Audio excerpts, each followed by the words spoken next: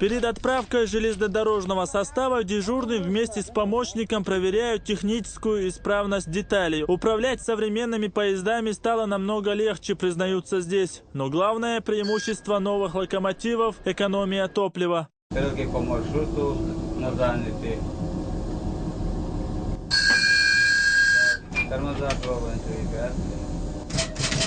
От восстановления к стремительному росту за последние несколько лет Гудермесское депо достигло признания на всероссийском уровне. За высокие показатели оно вошло в число лучших и награждается этим статусом в 4-й раз. Безусловно, заслугой достижений коллектива имеется начальника депо эксплуатационного депо Гудермес Тумхаджиева Султан Бухароевича, потому что с 2011 года это новая эпоха, и новым развитием депо эксплуатационное достигло этих всех результатов благодаря лишь личному вкладу этого руководителя, который смог организовать, который смог собрать это предприятие.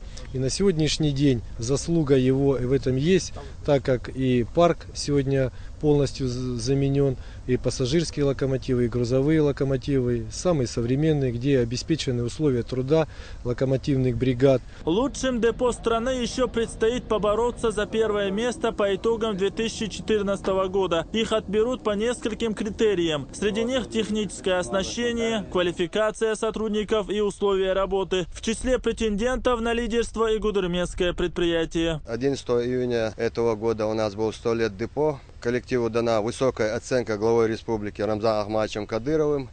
Значит, мы должны работать еще лучше.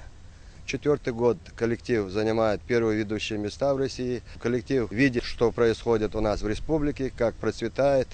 Вот. Какое внимание уделяет глава республики Рамзан Ахматович Кадыров к спорту, труду. У нас единственная задача быть всегда первым.